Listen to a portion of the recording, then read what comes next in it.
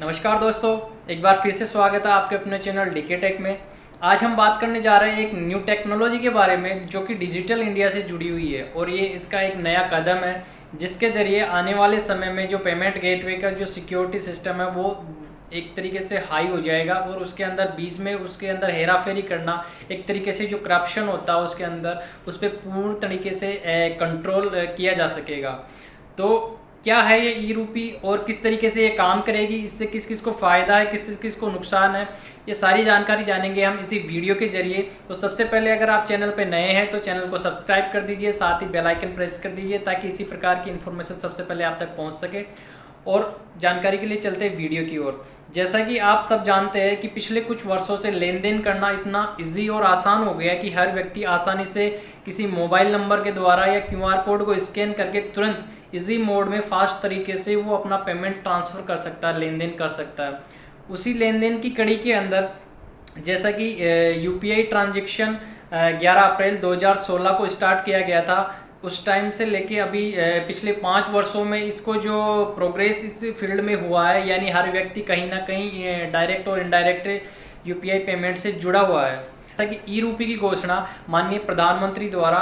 2 अगस्त 2021 को की गई है और ये एक ऐसा सिस्टम है जिसके द्वारा आने वाले टाइम में जो पेमेंट के बीच में हेराफेरी होती थी, जो कालाबाजारी या करप्शन उसको बोल सकते हैं, उस पर पूर्ण तरीके से कंट्रोल लाया जा सकेगा। ई रूपी क्या है वो जानने के लिए हमें पहले एनपीसीआई को जानना आवश्यक है। एनपीसीआई एक ऐसा डिपार्टमेंट है जिसका नाम है national Payment Corporation of India. यानी आप एटीएम, डेबिट कार्ड, फ़ोन पे, गूगल पे, पेटीएम, जिस भी मोड के थ्रू आप अपना ट्रांजैक्शन करते हैं, लेन देन करते हैं, उस पर पूर्ण तरीके से जो कंट्रोलिंग का कार्य है वो एनपीसीआई करता है। यानी national Payment Corporation of India एक ऐसा डिपार्टमेंट है जो आपके हर तरीके के लेन देन पे निगरानी रखता है और उसको कंट्रोल करता है।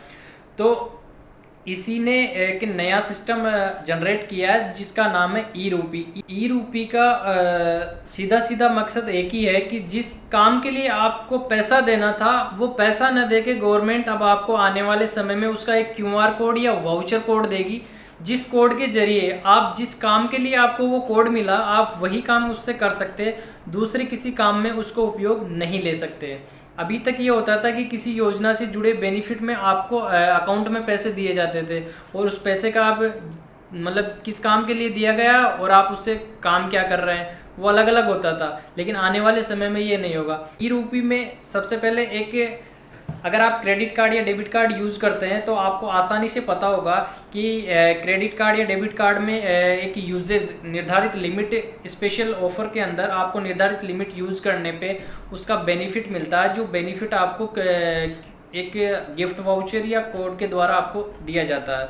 उस कोड में क्या होता है, जो आपको बेनिफिट मिला है वो पर्टिकुलर मार्केट या पर्टिकुलर फील्ड से संबंधित होता है। कि अगर आप क्रेडिट कार्ड यूज़ कर रहे हैं, उसके अंदर आपको वाउचर मिला है फ्लिपकार्ट का,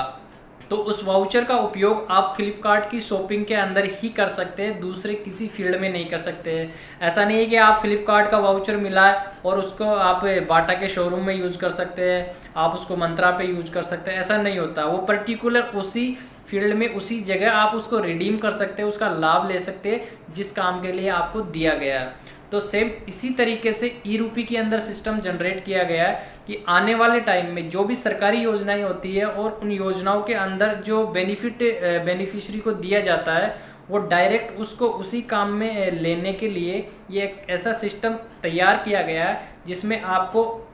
आने वाले समय में किसी भी योजना का पैसा न मिलकर पैसे की जगह एक क्यूआर कोड या एक वाउचर कोड आपको मैसेज पे रिसीव होगा और वो कोड जिस काम के लिए आपको दिया गया है वही काम निर्धारित करेगा। मान लीजिए आप एक किसान हैं और आपको किसी गवर्नमेंट स्कीम के थ्रू आपको यूरिया खरीदने के लिए पैसे उसके थ्रू आपको मिलने थे। तो अभी तक क्या होता था, आपको उसके लिए पैसे मिलते थे और उस पैसे का उपयोग आप खाद खरीदने के अलावा अन्य कामों में कर लेते थे। आपके घर खर्च के अंदर उसको ज़रूरत है, आपको अन्य अपने घर की ज़रूरत हो या अन्य किसी कार्य में आपको उसको ज़रूरत थी, तो आपको पैसा दिया गया है यूरिया खाद परचेज करने के लिए और आप उसको काम में ले रहे घर के राशन के लिए।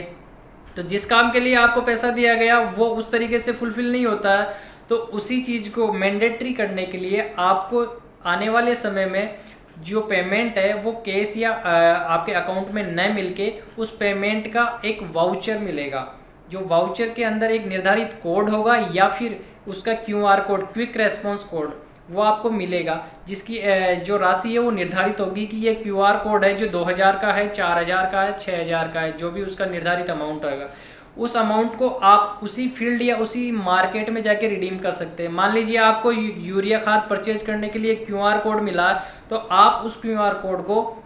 यूरिया की दुकान पे जाके यूरिया ही खरीद सकते हैं। ऐसा नहीं है कि उससे जाके आप अपने बिजली का बिल जमा करा देंगे, आप उससे दूसरी चीज़ परचेज कर लेंगे, ऐसा उसमें पॉसिबल नहीं है। अगर आप यूरिया ना खरीदेंगे तो वो वाउचर जो है आपका, वो आपका एक तरीके से बेकार चला जाएगा और उसकी जो राशि है एक निर्धारित टाइम बाद जो उसकी वैलिडिटी होती है, वो वैलिडिटी पूरे होने के बाद वापस गवर्नमेंट के पास चली जाएगी। यूपी का जो वाउचर कोड या QR कोड होता है उसकी 3 कॉपियाँ जनरेट की जाती है। एक कॉपी जो होती है वो रहती है NPCI के पास, National Payment Corporation of India के पास, ताकि किसी भी प्रकार का डिस्प्यूट अगर पाया जाता है उसमें तो उसको क्रॉस एग्जामिन किया जा सके। दूसरी जो कॉपी है वो बेनिफिशियरी को मैसेज के थ्रू रिसीव हो जाएगी और तीसरी कॉपी जो है उस QR कोड की उस फील्ड या डिपार्टमेंट को दी जाएगी जहाँ से आपको लाभ मिलना है। यानी आपको अगर मेडिकल के लिए आपको पैसा मिला है तो आपको जो QR कोड रिसीव हुआ वो कॉपी एक मेडिकल डिपार्टमेंट के पास रहेगी, जहाँ से आप जाके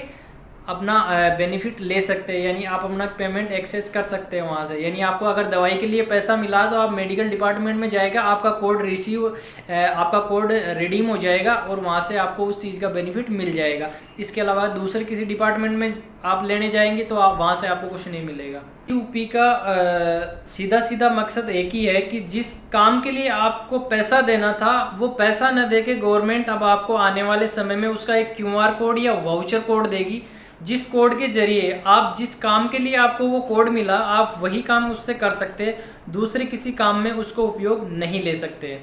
इसी तरीके से प्राइवेट सेक्टर में मान लीजिए एम्प्लॉयज़ को बढ़िया बढ़िया फैसिलिटी मिलती है, जो सेल्स वगैरह के काम करते हैं उनको टूर एंड ट्रेवल के बिल वगैरह या अमाउंट उसके अंदर दिया जाता है कि आपको 5 स्टार होटल में क्लाइंट के साथ रुकना है या मीटिंग करनी है। लेकिन लोग क्या करते हैं, 5 स्टार की जगह 3rd स्टार होटल में वो रुक जाते हैं और बिलिंग जो करते हैं वो बिलिंग कर देते हैं 5 स्टार के अमाउंट के हिसाब से। तो उसके अंदर सीधा सीधा मालिक जो होता है, कंपनी ओनर जो होता है, उसको बेवकूफ़ बनाया जाता है। तो आने वाले समय में क्या होगा, जो कंपनी ओनर वो एम्प्लॉय को एक QR कोड देगा कि ये 5 स्टार का होटल का वाउचर है और आपको वहाँ पे रुकना है। अगर आप 5 स्टार होटल में जाएंगे तो ही वो कोड आपके काम आएगा, और अगर आप 2 स्टार 3rd स्टार होटल में आप रुकना चाहेंगे तो वो कोड आपका वहाँ पे एप्लीकेबल नहीं होगा, यानी किसी प्रकार से काम नहीं करेगा। और अगर आने वाले टाइम में ऐसी कोई भी योजना होगी, या गवर्नमेंट सेक्टर की हो या प्राइवेट सेक्टर की हो, किसी भी तरह की योजना होगी, जिस कार्य के लिए आपको पैसा दिया जाना चाहिए था वो पैसा आपको नहीं मिलेगा, पैसे के बदले आपको एक QR कोड या वाउचर कोड मिलेगा, जिसको आप उसी फील्ड या उसी शॉप पे जाके रिडीम कर सकते हैं, अन्य किसी डिपार्टमेंट में या अन्य कोई प्रयोग में नहीं कर सकते। तो अगर जानकारी आपको अच्छी लगती है तो वीडियो को ज़्यादा से ज़्यादा शेयर करें